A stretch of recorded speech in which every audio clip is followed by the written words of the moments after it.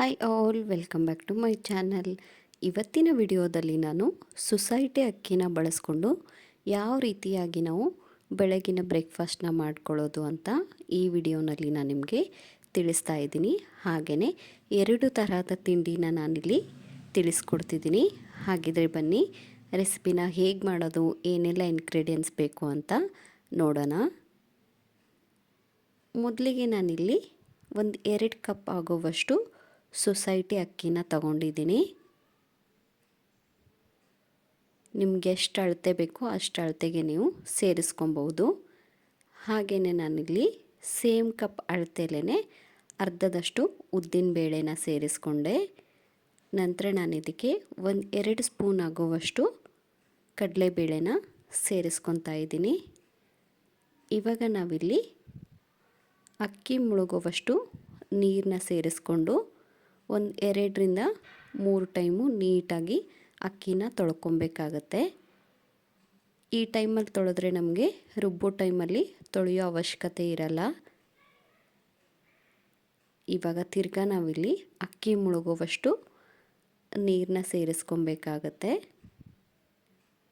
ಹಾಗೆಯೇ ನಾವಿಲ್ಲಿ 5ರಿಂದ 6 ಅವರು ಇದನ್ನು ನೆನೆಯೋಕ್ಕೆ ಹಾಗೆ ಇಡಬೇಕಾಗತ್ತೆ.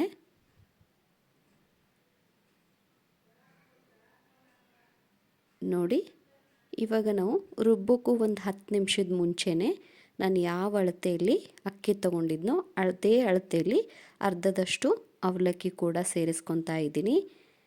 ಇದಕ್ಕೂ ಕೂಡ ನಾವಿಲ್ಲಿ ನೀರನ್ನ ಸೇರಿಸ್ಕೊಂಡು 2ರಿಂದ 3 ಟೈಮು ಅವಲಕ್ಕಿನ ನೀಟಾಗಿ ತೊಳೆದು ತಿರ್ಗಾ ನಾವು ನೀರನ್ನ ಸೇರಿಸಿ 10 ನಿಮಿಷದ ಕಾಲ ನಾವಿಲ್ಲಿ ನೆನೆಯೋಕ್ಕೆ ಹಾಗೆ ಬಿಡಬೇಕಾಗತ್ತೆ. ನೀವಿಲ್ಲಿ ನೋಡ್ತಿರ್ಬೋದು, ನಮ್ಗೆ ಆಲ್ರೆಡಿ ಅಕ್ಕಿ ಕೂಡ ನೀಟಾಗಿ ನೆಂದಿದೆ. ಇಷ್ಟು ನೆನೆದ್ರೆ ನಮಗಿಲ್ಲಿ ಸಾಕಾಗತ್ತೆ.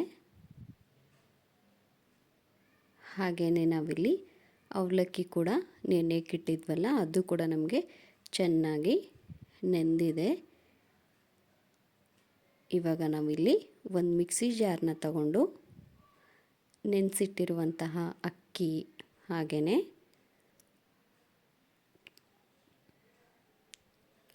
ನೆನೆಸಿಟ್ಟಿರುವಂತಹ ಅವಲಕ್ಕಿನ ಸೇರಿಸ್ಕೊತಾ ಇದ್ದೀನಿ. ನಾನಿಲ್ಲಿ ಜೊತೆಗೇನೆ ರುಬ್ಕೊತಾ ಇದ್ದೀನಿ. ನೋಡಿ, ಇಷ್ಟು ನಮಗಿಲ್ಲಿ ಸಣ್ಣ ಆದರೆ ಸಾಕು. ಇವಾಗ ನಾವಿಲ್ಲಿ ಒಂದು ಬೌಲ್ನ ತಗೊಂಡು ರುಬ್ಬಿರುವಂಥ ಹಿಟ್ಟನ್ನ ಇದಕ್ಕೆ ಸೇರಿಸ್ಕೊಳ್ಳೋಣ. ನಂತರ ನಾನು ಇದಕ್ಕೆ ಸ್ವಲ್ಪ ಸೋಡಾನ ಸೇರಿಸ್ಕೊತಾ ಇದ್ದೀನಿ. ಹಾಗೆ ನಾವು ಈ ಥರ ಕೈಯಲ್ಲಿ ಕಲಸೋದ್ರಿಂದ ಹಿಟ್ಟು ನಮಗೆ 2ರಷ್ಟು ಉಬ್ಬಿ ಬರುತ್ತೆ. ಇವಾಗ ನಾವು ಇದನ್ನು ಓವರ್ನೈಟು ಬ್ಯಾಟರ್ನ ನೆನೆಯೋಕ್ಕೆ ಹಾಗೆ ಇಡಬೇಕಾಗತ್ತೆ. ನಾನಿಲ್ಲಿ ನಿಮಗೆ ಮಾರ್ನಿಂಗ್ ಬ್ಯಾಟರ್ನ ತೋರಿಸ್ತಾ ಇದ್ದೀನಿ. ನೀವಿಲ್ಲಿ ನೋಡ್ತಿರ್ಬೋದು ಎಷ್ಟು ಹಿಟ್ಟು ಉಬ್ಬಿ ಬಂದಿದೆ ಅಂತ. ಇವಾಗ ನಾನು ಇದಕ್ಕೆ ಸ್ವಲ್ಪ ಉಪ್ಪನ್ನ ಸೇರಿಸ್ಕೊತಾ ಇದ್ದೀನಿ. ಇವಾಗ ನೀವಿಲ್ಲಿ 1 ಟೈಮ್ ಚೆನ್ನಾಗಿ ಕಲಿಸ್ಕೊಬೇಕಾಗತ್ತೆ. ನೋಡಿ, ನಮಗೆ ಬ್ಯಾಟರ್ ಎಷ್ಟು ಉಬ್ಬಿ ಬಂದಿದೆ, ಹಿಟ್ಟು ಕೂಡ ಒಂಥರ ನೊರೆ ಬರ್ತಿದೆ. ಇಷ್ಟು ನಮಗೆ ಬ್ಯಾಟರ್ ಬಂದರೆ ಸಾಕು. ಇವಾಗ ನಾವಿಲ್ಲಿ ಸಣ್ಣದಾಗಿ ಕಟ್ ಮಾಡಿರುವಂತಹ ಹಸಿಮೆಣಸಿನ್ಕಾಯಿ ಹಾಗೆಯೇ ಸಣ್ಣದಾಗಿ ಕಟ್ ಮಾಡಿರುವಂತಹ ಈರುಳ್ಳಿನ ಬ್ಯಾಟರ್ಗೆ ಸೇರಿಸ್ಕೊತಾ ಇದ್ದೀನಿ. ನಂತರ ನಾನು ಇದಕ್ಕೆ ಸಣ್ಣದಾಗಿ ಕಟ್ ಮಾಡಿರುವಂತಹ ಕೊತ್ತಂಬರಿ ಸೊಪ್ಪನ್ನು ಕೂಡ ಸೇರಿಸ್ಕೊಂಡು ಚೆನ್ನಾಗಿ ಮಿಕ್ಸ್ ಮಾಡ್ಕೊಳ್ಳಿ. ನೀವು ಬೇಡ ಅಂದರೆ ಸ್ಕಿಪ್ ಮಾಡಿಬಿಟ್ಟು ಪ್ಲೇನಾಗಿ ಪಡ್ಡು ಅಥವಾ ಪ್ಲೇನ್ ದೋಸೆನ ಸೇರಿಸ್ಕೊಬೋದು. ಮೊದಲಿಗೆ ನಾನಿಲ್ಲಿ ದೋಸೆನ ಹಾಕ್ಕೊತಾ ಇದ್ದೀನಿ. ತುಂಬಾ ರುಚಿಯಾಗಿ ಬರುತ್ತೆ ನಿಮಗೆ. ನೋಡಿ ನೀಟಾಗಿ ನಾವು ದೋಸೆನ ಹುಯ್ದುಬಿಟ್ಟು ಕಡಿಮೆ ಟೈಮಲ್ಲಿ ನೀವು 2 ರೀತಿಯಾದ ಬ್ರೇಕ್ಫಾಸ್ಟ್ನು ಕೂಡ ರೆಡಿ ಮಾಡ್ಕೊಬಹುದು.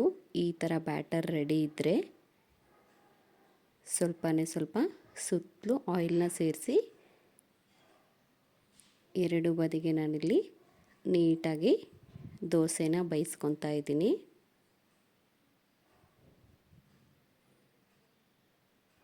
ತುಂಬಾ ಸಾಫ್ಟಾಗಿ ಬರುತ್ತೆ ದೋಸೆ ಕೂಡ ನಿಮಗೆ. ನೋಡಿ ನಮಗಿಲ್ಲಿ ಆಲ್ರೆಡಿ ದೋಸೆ ರೆಡಿ ಆಯಿತು. ಇವಾಗ ನಾವು ಇದನ್ನು ಈಸಿಯಾಗಿ ಸರ್ವ್ ಕೂಡ ಮಾಡ್ಕೊಬಹುದು.